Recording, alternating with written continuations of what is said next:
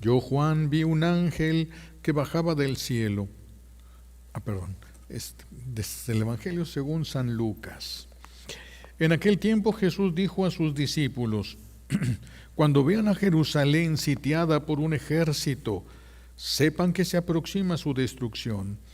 Entonces los que estén en Judea, que huyan a los montes; los que estén en la ciudad, que se alejen de ella; los que estén en el campo, que no vuelvan a la ciudad, porque esos días serán de castigo, para que se cumpla todo lo que está escrito. Pobres de las que estén embarazadas y de las que estén criando en aquellos días, porque vendrá una gran calamidad sobre el país, y el castigo de Dios se descargará contra este pueblo. Caerán al filo de la espada, serán llevados cautivos a todas las naciones, y Jerusalén será pisoteada por los paganos hasta que se cumpla el plazo que Dios les ha señalado. Habrá señales prodigiosas en el sol, en la luna y en las estrellas, y en la tierra las naciones se llenarán de angustia y de miedo por el estruendo de las olas del mar.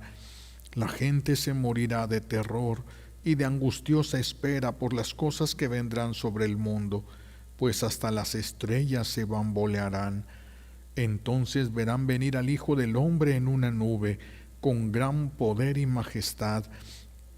Cuando estas cosas comiencen a suceder, pongan atención y levanten la cabeza, porque se acerca la hora de su liberación. Palabra del Señor. Siéntense, por favor. Gracias. Aquí está. Gracias.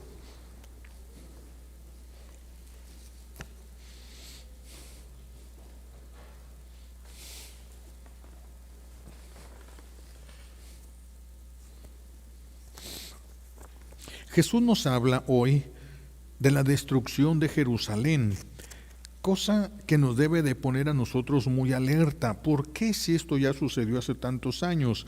Porque algunas veces una profecía se puede llegar a cumplir varias veces, no solamente una vez. Se puede llegar a cumplir varias veces y en diferentes tiempos. Ciertamente, después de la resurrección de Jesús, todos los que supieron, todos los que creyeron en Jesús y supieron de esta profecía que Jesús había dicho, huyeron de Jerusalén.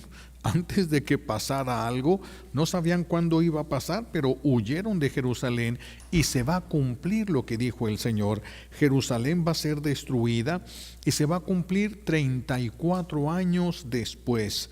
Se va a cumplir y no va a quedar piedra sobre piedra, y hasta la fecha no han podido volver a levantar el templo, hasta la fecha. Hace un tiempo, hace ya unos meses, me acuerdo, me mandaron un video donde me preguntaban qué pensaba yo del video. El video hablaba de que la ciudad del Vaticano había sido amenazada, estaba bajo amenaza de un grupo terrorista. Entonces me decía esta persona que si yo creía que Dios pudiera permitir que Roma fuera destruida, que el Vaticano fuera destruido, era la pregunta que tenía esta persona. Y yo le recordé este pasaje precisamente, le recordé esta profecía de Jesús y el cumplimiento de esa profecía 34 años después. Y recordemos, ¿verdad? Esto es muy importante. Dios lo permitió al pueblo de Israel, y el pueblo de Israel es el pueblo de Dios. Esto lo permitió Dios. Israel era el pueblo de Dios y el templo era el corazón del pueblo del pueblo de Israel, de los judíos. Ahora se dicen judíos. El pueblo de Israel fue el primer amor del corazón de Dios. El pueblo de Israel fue su primer amor. Fue el encuentro, fue la primera cercanía después del pecado original. El pueblo de Israel. Sí, y sin embargo va a tener que pagar los pecados que cometió Israel. Recuerden cuántos años tuvo que durar en el desierto antes de entrar a la tierra prometida. 40 años hasta que haya quedado satisfecha ya la justicia de Dios por el pecado que se había cometido. No va a haber impunidad, no va a haber impunidad. Dios va a hacer justicia. Dios va a hacer justicia. ¿Por qué? ¿Por qué Dios permite y no deja pasar nada? Muchas veces a nuestra manera de ver las cosas muy humanamente, Dios nos puede parecer cruel. Y muchos lo gritan y lo dicen por las redes sociales. ¿Cómo es posible que Dios permita tanto dolor?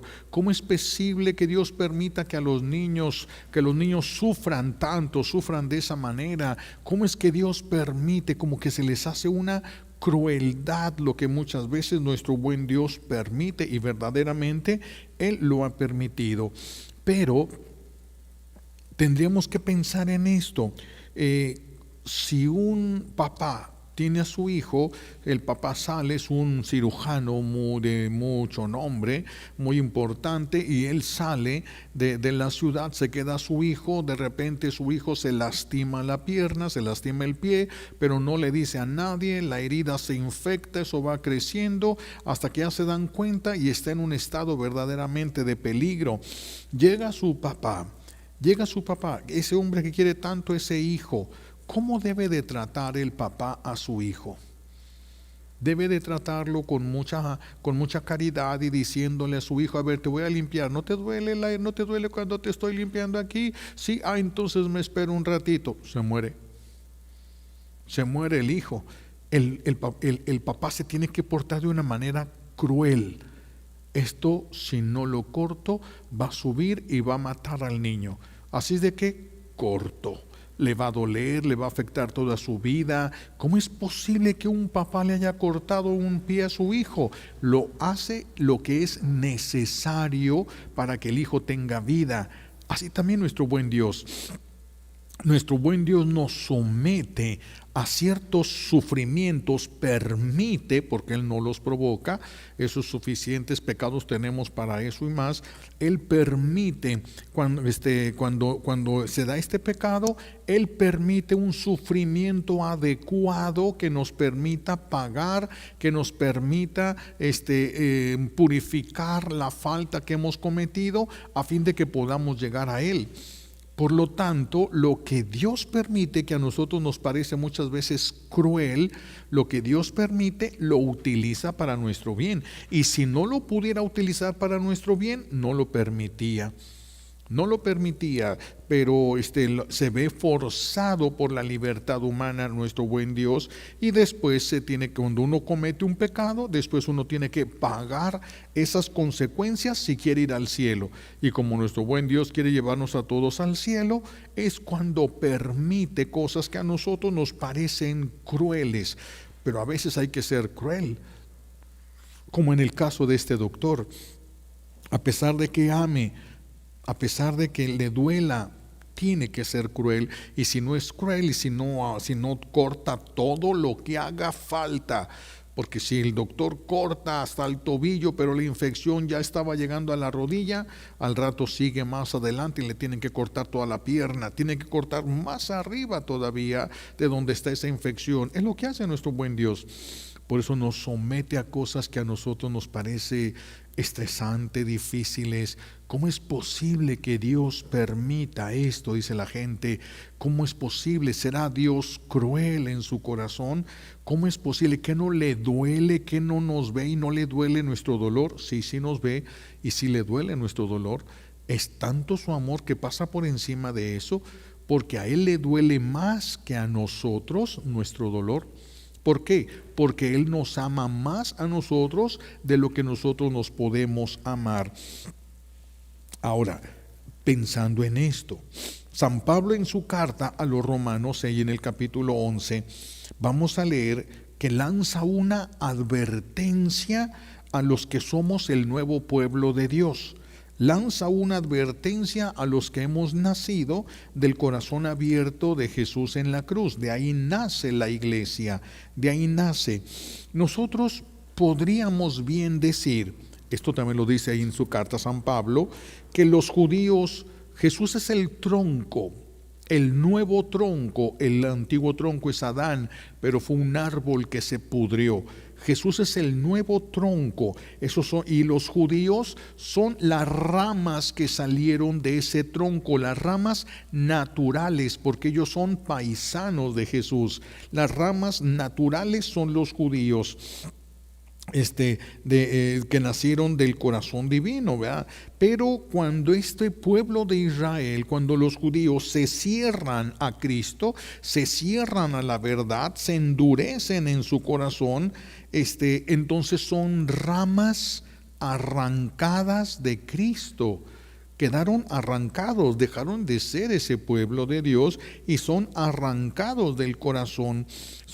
Cuando cerraron su corazón, fueron arrancados, y nosotros, los que venimos de un tronco, el tronco de Adán, un tronco seco, muerto, amargo, nosotros nos cortan de Adán y nos injertan en el tronco que es Jesús, y nosotros empezamos a beber. Nosotros, que éramos una rama amarga y muerta, sin frutos, empezamos a recibir vida. Empezamos a recibir vida bebiéndola del costado abierto de Jesús, sacrificio que se hace presente sobre el altar en la celebración de la Santa Misa. Entonces nosotros somos ese nuevo pueblo de Dios. Nace un nuevo pueblo porque hay una nueva alianza. Nosotros no celebramos la alianza que Dios hizo con los judíos. Nosotros ya no celebramos esa Pascua. La Pascua de ellos es el paso del Mar Rojo. La Pascua de nosotros no. La Pascua de nosotros es el paso de Jesús, de la muerte a la vida. Cuando muere, lo sepultan y resucita. Esa es nuestra Pascua, no el paso por el Mar Rojo. Esa es una alianza que Dios hizo con ellos, y esta es una alianza nueva e irrompible, el nuevo pueblo de Dios. Entonces somos el nuevo pueblo de Dios, pero no debemos confiarnos. Aquí San Pablo nos lo advierte. No debemos confiarnos como se confiaron los del pueblo de Israel, los judíos. Ellos que decían, nosotros somos el pueblo elegido, nosotros somos el pueblo de Dios, y se confiaron, desviaron su corazón y se cerraron a Dios. Y se cerraron. Nosotros no debemos de confiarnos. ¿Por qué? Perdón. Porque si Dios no perdonó a las ramas naturales, ¿ustedes creen que va a perdonar a las injertadas? Si las ramas naturales del árbol fueron arrancadas, ¿ustedes creen que no vamos a ser arrancados nosotros también si no damos frutos a tiempo, si nosotros damos frutos amargos? Si las ramas naturales fueron arrancadas, más fácil va a ser que sean arrancadas las ramas injertadas. Por eso no debemos de confiarnos. No podemos vivir como si ya la hicimos, ya nosotros somos el pueblo elegido. No podemos vivir así. ¿Cómo empezamos nosotros a ser este pueblo de Dios? Cuando los judíos se endurecieron. Cuando los judíos se endurecieron en el tiempo de Jesús, Jesús no predicó hacia todas las naciones, no hablaba a todas las naciones. Él buscó, y cuando mandó a los 12, a los 72, no les dijo vayan al mundo. Les dijo vayan primero a la casa de Israel, primero los judíos. Después seguíamos nosotros. Sin embargo, los corazones de los judíos se endurecen, y en lugar de aceptar, después de ver la resurrección de Lázaro y después de ver la resurrección de Jesús, se endurecen en el corazón. Se endurecen, y entonces San Pablo, que entablaba unas discusiones violentas, porque la forma de hablar de ellos es violenta. Entonces se entablaban unos diálogos, unas discusiones sumamente violentas, y los judíos se cerraban, se entercaban, los apedreaban. Y entonces Pablo decide dejar. ¿No quieren? Está bien. Me dedico a predicar la verdad, me dedico a llevar esta vida, a llevar la salvación, que debieron de haber sido los primeros beneficiados el pueblo de Dios. Voy a llevar esta salvación a los gentiles. ¿Quiénes son los gentiles? Todo aquel que no sea judío se le considera gentil. todo el que no es gentil, es decir, a nosotros. Cuando los judíos endurecieron, la predicación de la verdad salió hacia nosotros los gentiles, a todos nosotros. Esto es lo que se llama el tiempo de los gentiles. Nuestro tiempo empieza cuando San Pablo, movido por el Espíritu Santo, toma esa decisión de abrir el conocimiento de Dios, del conocimiento de la verdad revelada por Dios en Cristo, en su Hijo. Toma la decisión de llevar esta verdad al mundo entero. Y el Señor castiga al pueblo de Israel, porque ya no solamente fue el desprecio a la voluntad de Dios, ahora estamos hablando de un deicidio.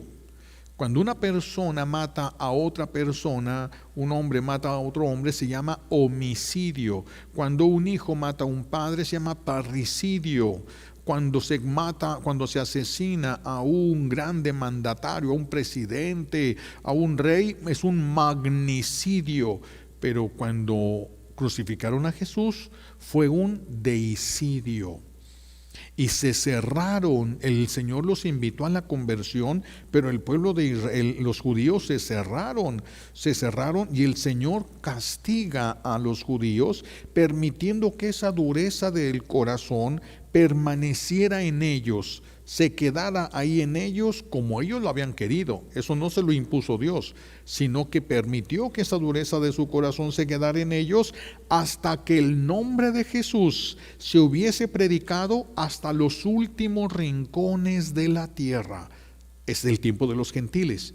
Ese es lo que se le llamó también el tiempo de la misericordia, el tiempo de los gentiles, el tiempo de la misericordia. Cuando se haya llevado esta verdad a todo el mundo, este conocimiento a todo el mundo, el Señor quitará el castigo sobre el pueblo de Israel, o los judíos. Va a quitar el castigo permitiéndoles regresar a Él. Les va a permitir ya regresar a Él. Sí, aquí también hay que detenernos un poquito para pensar. Si el Señor va a poder hacer que regresen los judíos, que dentro del pueblo de los judíos han nacido algunos que han sido de los peores enemigos de Dios, no todos, pero han nacido de los peores. Hay algunos que han llegado a ser de los peores enemigos de Dios, y Dios va a hacer que los judíos regresen a Él. Si Dios puede hacer que los judíos regresen a Él, ¿ustedes creen que Dios no puede hacer que sus hijos regresen a Él? Esa es la esperanza que se tiene en Dios. Es que Dios todo lo puede hacer, pero sabe cómo hacer las cosas. No las hace a nuestra manera, porque nuestra manera de hacer las cosas no es perfecta y la de Él sí.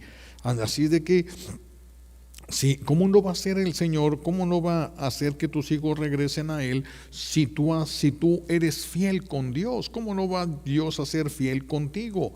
Y se va a cumplir la profecía cuando regresen muchos hijos, regresen a Dios. Va a cumplirse la profecía, y el Señor va a secarle a las mamás, va a secar las lágrimas de sus ojos y les va a hacer felices a ellas, a los papás, como ellos hicieron felices a Dios buscando la santidad en la tierra. Porque Dios no le hace feliz que ustedes pongan toda su atención en las cosas materiales, en las personas o en los animales. No podemos poner nuestra atención en lo que Dios ha creado, olvidándonos de aquel que las creó. No se puede.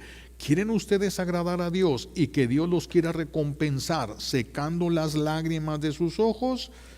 Traten de buscar la santidad. Pero no va a ser fácil, ¿no? Cuando aquella muchacha le dijo al Padre Pío, es una de las historias que corren por ahí, que le dijo esa muchacha al Padre Pío: Padre, quiero ser santa. Y le dice el Padre Pío: escogiste una vida de perros, pero es la mejor. Te va a ir como en feria, vas a perder cosas, porque cuando alguien va avanzando hacia la santidad, ya no es un demonio el que está encima, ya no son dos, ya no es un ejército. Mientras más se acerca a la santidad, más grande es la cantidad de demonios que le hacen la guerra. Por eso a los santos les cuesta tanto trabajo, y por eso meditábamos hace unos días sobre la perseverancia.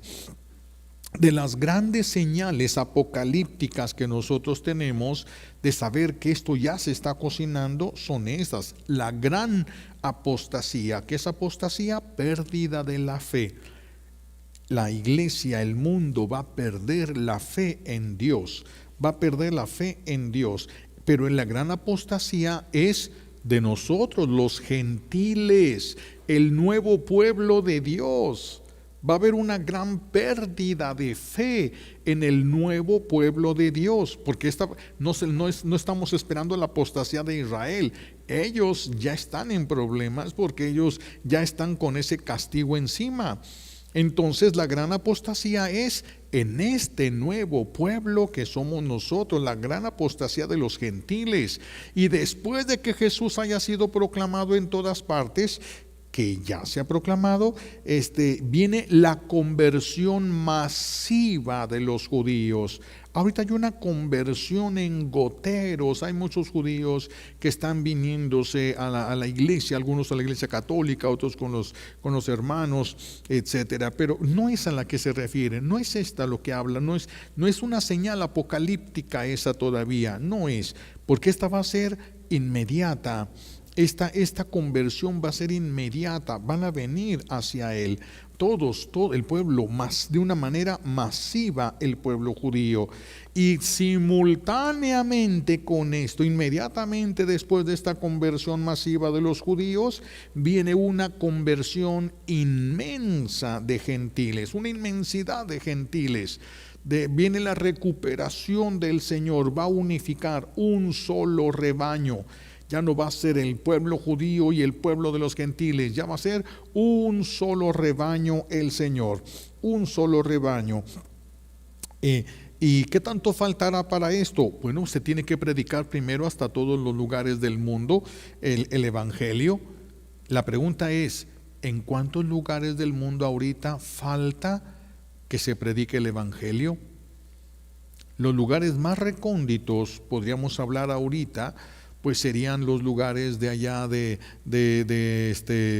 Polo Norte, serían las tribus indígenas del Amazonas, que todavía están escondidos, pero ya llegaron hasta allá. Ya se les predicó, pero mataron al misionero y hasta se lo comieron, pero ya escucharon la verdad. Ya se cumplió. Ya quiere decir que esto está a punto de cocinarse. Esto ya está a punto de cocinarse, pero todavía nos falta esta gran pérdida de la fe. Ahorita hay una apostasía muy grande en la iglesia, ahorita hay una pérdida de fe, pero todavía la gente no se va de la iglesia. La apostasía es abandonar la fe, dejar la iglesia. Que ahorita muchos son católicos, pero tibios. Son católicos que no van a misa, ni se confiesan, ni comulgan. Son católicos que nomás se persignan en la mañana para ir a trabajar y rezan un Padre Nuestro mientras se ponen los calcetines y una Ave María mientras se toman el café y ya. Hasta eso les llega a ellos su catolicismo, hasta eso les llega y piensan que con eso es suficiente para salvarse. Forman parte de la apostasía. Forman parte de la apostasía. Ya forman, aunque no se den cuenta, aunque no lo sepan, aunque no lo crean ni lo entiendan, forman parte de la apostasía, pero no de la gran apostasía, porque todavía no se declaran ajenos a Dios. No se han declarado todavía ajenos a Dios. Entonces, todavía pero ya que tanto puede faltar para una gran apostasía. ¿Qué tanto puede faltar ya ahorita? Los signos de los tiempos ya están al tope, ya hemos llegado a los lugares más recónditos, ya se les ha predicado la verdad en todos los pueblos. En todos los lugares del mundo ya han llegado los misioneros, ya han predicado, ya se cumplió esto. Por eso ahorita ya solo estamos a la espera de acontecimientos, de los últimos acontecimientos, de los últimos sufrimientos, porque después que pase este tiempo apocalíptico, después de que se cumplan estas profecías, después de que el enemigo de Dios, con todo ese ejército de ángeles caídos, de ángeles rebeldes, y con todas las almas de seres humanos que cayeron al infierno, cuando sean derrotados definitivamente en la tierra, se va a acabar el sufrimiento y ya no va a volver a haber sufrimiento. ya no va a volver a haber sufrimiento. No es como las películas nos presentan, las películas que hablan del apocalipsis, donde andan unos cholos ahí medio matándose para ver quién se queda con lo poquito que queda en la tierra. No, no, no. No, eso es lo que le gustaría al enemigo de Dios, porque él todavía cree que le puede ganar a Dios.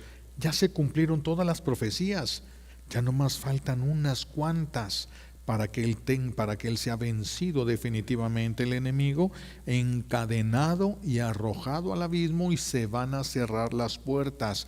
Aunque alguien invocara demonios, ya no va a haber respuesta, ya no van a poder, ahora van a estar encadenados. Se acabó el sufrimiento, se acabó, porque si ahorita somos capaces de hacernos mal los unos a los otros, es porque estamos bajo manipulación. Cuando se quite la manipulación, ya se acabó. Y entonces Dios va a multiplicar los años de vida en las personas. Ya esto pasaríamos a profecías particulares, ¿verdad? Profecías particulares en las cuales podemos creer o no, ¿verdad? Pero se ha mencionado que va a ir creciendo el número de años. Tanto así, me acuerdo yo que me decían unas personas que el Señor les había dicho que si una persona vivía menos de 100 años, se podía considerar que se condenó. No quiso, se endureció en su corazón, y el Señor le respetó, pero ya no van a vivir. Pero esos son los que van a vivir menos. Entonces se imaginan, ya vienen tiempos. Ahorita pues las abuelas pues ya vieron a sus hijos y vieron a sus nietos, y algunas alcanzan a ver a sus bisnietos y se mueren con hambre de seguirlos cargando y abrazando. Pero cuando la abuela haya visto 7 generaciones, qué ganas le van a quedar de estar cargando más chamacos ahí. Ya no va a haber ni violencia para morir. Se acabó todo, se acabó absolutamente todo. Pero tenemos que pasar el desierto, tenemos que pasar esta tormenta que se avecina. Tenemos que pasar por ahí. Por eso dice Jesús, cuando vean que todo esto sucede, levanten la cabeza, porque ya van a ser liberados. Levanten la cabeza, alégrense cuando vengan todos estos sufrimientos, porque significa que ya está el combate a todo lo que da y ustedes van a ser liberados. Todo indica entonces que estos tiempos serán el fin de los tiempos. Estamos ya hablando del fin del tiempo de la misericordia, del fin del tiempo de los gentiles, porque Dios iba a esperar hasta que se llenara un número, es decir, todos los que están en el mundo lo supieran y vinieran a Él, los que Él ya sabía por ser Dios que iban a aceptarlo. Y entonces pues ya eso ya se está cumpliendo hasta ahora. Ya se está cumpliendo, ya se está acabando el tiempo de los gentiles, entonces se está acabando el tiempo de la misericordia. Es cuando ya solamente queda el tiempo de la justicia, justicia que hace temblar a los ángeles fieles. A nosotros nos debería de hacer temblar, no temblamos porque no hemos visto esa justicia divina, pero a los ángeles hace temblar esa justicia divina. Pero no deberíamos, ni nosotros ni los ángeles deberíamos de temblar. Que tiemblen los enemigos de Dios. Nosotros, ¿por qué? Si ya hemos pecado, sí, pero el Señor nos va a ayudar. Él nos va a ayudar. ¿Va a permitir sufrimiento? Sí, ¿por qué? Porque los necesitamos. Todos necesitamos de estos sufrimientos. Pasando este tiempo de sufrimientos, este tiempo así, todos vamos a repetir la misma historia, el mismo canto. Vamos a hablar acerca de la misericordia. Justos son los designios del Señor. Cuando truene este momento de gran justicia divina en este triunfo apocalíptico, cuando venga el culmen de esa guerra apocalíptica, los ángeles se van a postrar para decir: santo y justo es el Señor, porque van a contemplar la obra de Dios, van a contemplar. Hasta entonces, los que se nos antoja ver a Dios como cruel, veremos que fue un plan perfecto y que era la mejor forma de hacerlo y que fue un acto de amor, cosa que ahorita no lo vemos porque estamos metidos en los cocolazos, pero cuando esto pase, cuando todo sea más claro, va a ser todo ya diferente. Por eso, más que preocuparnos por esos terribles días de oscuridad, es urgente que aprendamos a refugiarnos en el corazón de la Virgen, porque no va a ser fácil la prueba de fe, no va a ser fácil pasar estos momentos, no va a ser fácil para nadie va a ser fácil, todos van a ser probados de acuerdo a lo que les falta de pagar. Algunos ya no les faltará mucho, pues entonces ya no van a sufrir tanto como los que les faltara todo por pagar. Pero ya el sufrimiento va a estar medido y pesado. Tú no vas a sufrir más de lo que ocupes, pero lo que ocupamos es mucho. En lo que ocupamos es mucho, pero no vas a sufrir más de lo que necesitas sufrir. Por eso tenemos que aprender a refugiarnos en el corazón de la Virgen. ¿Por qué? Porque ella sí sabe sufrir, sí supo sufrir sin renegar, sin lloriquear, supo sufrir. Y nosotros necesitamos aprender eso para poder cruzar estos momentos. Sin que salgamos, sin que tratemos de salir corriendo de ahí. Les repito, que se preocupen los que están en contra de Dios, no nosotros. Los que están en contra de Dios son los que se deben de preocupar por estos momentos que estamos ya iniciando, ya se está viendo en el mundo. Tenemos que aprender a refugiarnos. ¿Y cómo nos vamos a refugiar en el Inmaculado Corazón de nuestra Madre Santísima? Primero consagrándonos a ella, pero no es suficiente una consagración. Nosotros nos consagramos, pero no es suficiente.